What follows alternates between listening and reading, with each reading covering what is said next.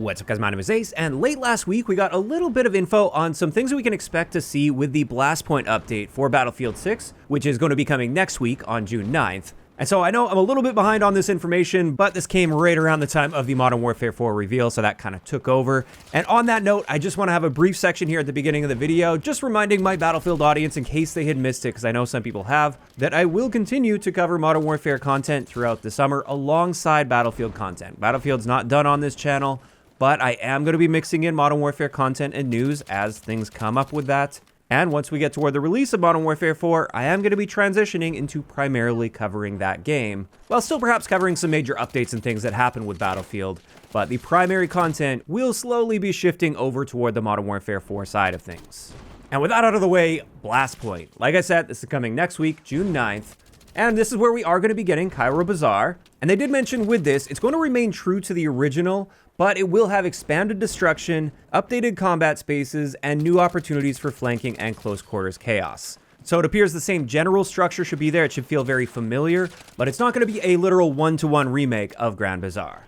Next up, something that's going to be changing with this update is soldier visibility. And the main improvements they stated here that they're making is reduced visual noise surrounding enemy characters, which will help them pop a little bit more from the background. There's also going to be better adaptation to dark interiors and bright outdoor environments. They're improving contrast, color separation, and silhouette definition to help enemy soldiers remain easier to identify across a wider range of combat scenarios. There will be more consistent visibility behavior across both close and long-range engagements.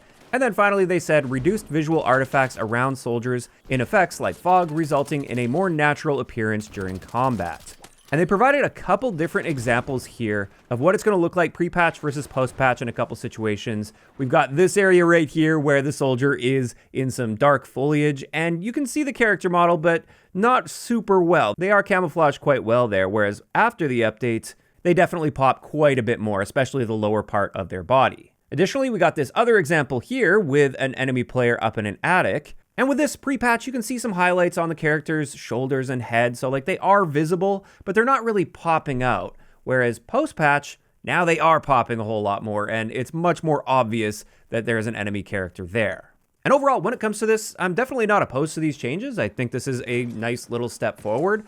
But honestly, I've got to say, when it comes to my experience, I really haven't had much of an issue with soldier visibility in most situations. I know everybody's experience with this will differ to some degree. It does depend largely on the TV or monitor that you play on and the lighting environment in your room and everything like that. It all does come into play. So if this is just going to make things a bit more consistent so more people across more display types are able to pick out enemy character models more clearly, then I think that's great. In either case, after that, there will be some more vehicle updates coming with this update. And for air vehicles, the first thing they're going to be doing is increasing the height of the minimap camera for aircraft, which will expand the area covered on the minimap when you're flying, so you'll be able to see more of what's going on around you with that minimap. And the radar system upgrade will come equipped by default on all attack helicopters instead of occupying a customization slot. So that should open things up a little bit as well, so you don't feel the need to use that. And then they did mention they're going to be replacing radar system with thermal optics as the new upgrade option. So that will enable a thermal camera for your gunner when they zoom in, and that'll help them more effectively identify and track targets in a variety of combat scenarios. So these all sound like really nice improvements. I'm sure a lot of pilots are going to be happy to see this. Then when it comes to ground combat and vehicles, they're making a couple adjustments here. First up, the mobile anti-air vehicle will feature 2 secondary weapon options, giving players more flexibility and the opportunity for skill expression when engaging air targets. They're going to have a high-velocity anti-air missile that will require more precise manual aim, but offer much higher damage potential against larger, slower-moving targets. And alternatively, they'll have a laser-guided anti-air missile to provide improved maneuverability and tracking, and allow skilled players to more consistently pressure fast-moving aircraft during engagements. In addition to that, they also mentioned they're going to be making some smaller targeted adjustments across a variety of gadgets and vehicles, including a more intuitive trajectory for the RPG. This is something that seemed to change with the Season 3 update, where they changed the zeroing on the RPG, and oftentimes you have to aim quite a bit lower than you would normally expect in order to hit your target. And that just feels a little awkward, although it didn't take that long to adjust to. Either way, it looks like we're going to have to adjust to that once again since they're changing it. On top of that, they're also adding the crawl speed for all land transport vehicles, and they're making balance changes that will make armored personnel transports vulnerable to heavy machine guns. And that doesn't appear to be the comprehensive list of all of the changes. Those were just a few examples they provided. So I'm definitely curious to see the patch notes to see what else is going to be changing there. Next, they did talk about spray paints. They are bringing spray paints to the game. I've never really cared at all about the sprays in FPS games. I guess some people are into that. For me, I can take it or leave it, but hey, they're bringing it to the game, so some people might be excited to see that. Next, we've got additional changes coming to the portable mortar. These have been seeing quite a few changes over the past several updates. But the first thing they're going to be doing here is they're going to make it so you can no longer equip or place close together a portable mortar and a missile intercept system. So that means no more sitting in your mortar while you've got the intercept system chilling next to you and protecting you from a variety of items. They do want you to feel more vulnerable if you're in that mortar, so you don't feel confident just camping in one location the entire time. But then on top of that, they're also reducing the mortar's health from 250 all the way down to 50. And the idea behind this is they want enemy counter battery fire to be significantly more effective. So a single enemy mortar landing on your mortar or near your mortar will be capable of destroying it. And that just makes for a lot more mortar versus mortar counterplay, because it really seems they want that to be the counterplay. If somebody's using a really annoying mortar on the enemy team, they want you to bring out your mortar to take them out, or at least to take their mortar out. After that, we had a section on progression, and I thought we were going to see some more progression changes, but this appears to more so just be a community update letting us know that it looks like the progression changes they have made in recent updates have been going well. People are progressing through the battle pass a lot more effectively, about 2.5 times faster on average than before the updates. And when it comes to the hardware improvements, they said people were unlocking primary weapon attachments roughly 50% faster than before. And that's something I did a little breakdown on as well. And it appears while they're going to continue monitoring progression data, they do seem to be pretty happy with where it's at. And I'm quite happy with where it's at right now as well. I feel like they have gotten things into quite a good place when it comes to that.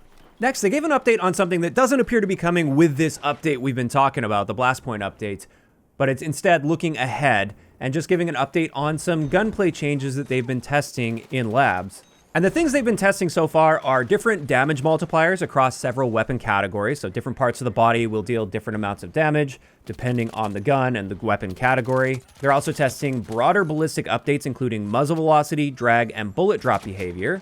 In addition to that, they've been testing narrower sweet spot ranges for bolt-action rifles, and also adjustments to recoil variation aimed at improving the handling, predictability, and consistency of automatic weapons during sustained fire. So hopefully that means we're going to be seeing a little bit less random recoil, and perhaps maybe some additional recoil that's just more controllable recoil. In either case, as I said, I don't think we're expecting any of these updates to come with the Blastpoint patch, but at some point down the road, we will be seeing some of these adjustments make it to the live setting. And after that, we got some updates on Battle Royale solos. They are bringing it to the game officially with this update, and they're making a handful of adjustments compared to when they brought solos in for that brief test period.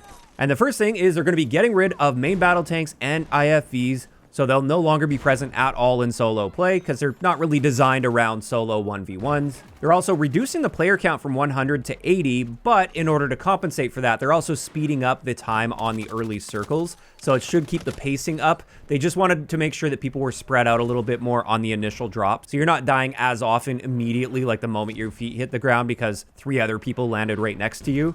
And then on top of that, they did mention to support matchmaking health and the overall experience quality, they're going to be rotating between solos and duos on a weekly basis. So every week they're going to swap from solos to duos or vice versa. And that is really unfortunate to see. I suspect the REDSEC player count probably can't support having both solos, duos, and quads and ranked all together at the same time. I think the player base would be split up far too much there, and that could harm matchmaking quality. But at the same time, having this rotation is often very unpopular because that means if you only want to play solos, too bad. You only get that experience every other week. Or same with duos. If you have a friend that you play with consistently, like every single day, and you guys just want to play duos, then every other week, you won't be able to do that.